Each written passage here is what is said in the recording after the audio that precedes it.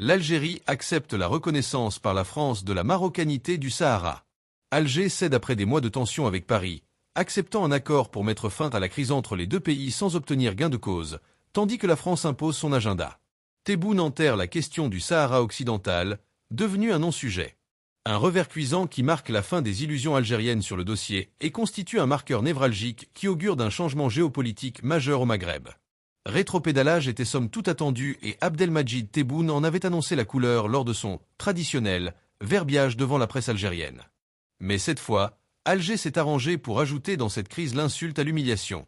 Ainsi donc, la tempête, et c'est peu dire, soulevée par l'Algérie contre la France depuis juillet dernier s'achève.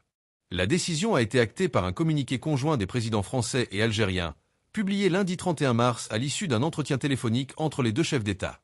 Tous les points de tension entre les deux pays et les points de sortie de crise y sont détaillés. Sauf un, le Sahara occidental, soit le sujet déclencheur de la plus grave crise diplomatique de l'histoire des relations entre les deux États. Reprise du partenariat sécuritaire et du dialogue stratégique, réinitialisation de la coopération en matière de migration et de justice, ainsi que du travail commun sur la mémoire coloniale, relance des échanges économiques et commerciaux, le temps est à l'apaisement entre Paris et Alger. Même la libération de Boualem Sansal, 80 ans et atteint d'un cancer de la prostate, est envisagée en raison de l'âge et de l'état de santé de l'écrivain. Jeudi 27 mars, le romancier, en détention depuis novembre 2024, a été condamné à 5 ans de prison ferme pour avoir repris à son compte, dans le média français Frontières, une vérité historique documentée et reconnue par tous les historiens sérieux. Le territoire marocain a été amputé à l'est au profit de l'Algérie sous la colonisation française. Le tout, sans qu'Alger obtienne la moindre consolation. C'est à peine si Tebboune a arraché un vague appui de la France à la révision de l'accord d'association Union européenne-Algérie. Pour le reste, tout le reste, c'est la France qui obtient gain de cause.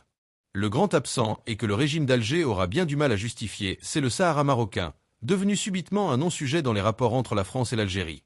Abdelmadjid Tebboune avait balisé le terrain.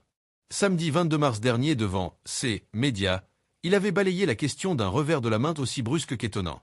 Dans un aplaventrisme qui jurait avec les bravades habituelles, le chef de l'État algérien a, en français, affirmé sans sourciller que la reconnaissance par la France de la souveraineté du Maroc sur le Sahara occidental ne dérangeait, finalement, pas l'Algérie. La question dérange l'ONU, pas nous, a-t-il tenté d'éluder. Au lieu de constituer une sortie honorable à Tebboune, la parade et l'accord qui s'en est suivi ont été doublement humiliants pour un régime qui est monté, dans une énième réaction intempestive, sur ses grands chevaux pour dénoncer l'appui de la France à la marocanité du Sahara. Le revirement, opéré par le chef de l'État algérien, est pire que celui marqué auparavant vis-à-vis de l'Espagne.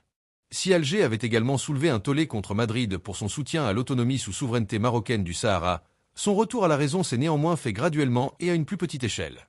Pour la France, l'abcès de fixation qu'était le Sahara atlantique sans ses relations avec les deux grands pays du Maghreb a été crevé, Alger ayant été contraint de l'exclure de ses relations bilatérales avec Paris. C'est une grande nouveauté dans les relations de la France avec les pays du Maghreb et un repère névralgique qui augure d'un changement géopolitique majeur dans cette région. Ce sujet qui constituait dans le passé un marqueur d'équilibre dans les relations de la France avec le Maroc et l'Algérie devient un non-sujet. Cette performance n'aurait pu être possible sans le rapport de force inédit engagé par le gouvernement français avec le régime d'Alger. Ce dernier s'est retiré sans condition de ce territoire. Vis-à-vis des chancelleries étrangères qui ont suivi attentivement la crise entre Paris et Alger, le régime algérien donne le signal que le Sahara occidental ne sera plus un sujet de contentieux avec les pays qui reconnaîtront la souveraineté du Maroc sur ce territoire. Même si son hostilité maladive envers le Maroc sera maintenue, voire exacerbée par ses défaites sans appel, sur le plan de ses relations bilatérales avec d'autres pays, tout porte à croire que le régime d'Alger évitera dans l'avenir un remake humiliant des crises vaines avec Madrid et Paris.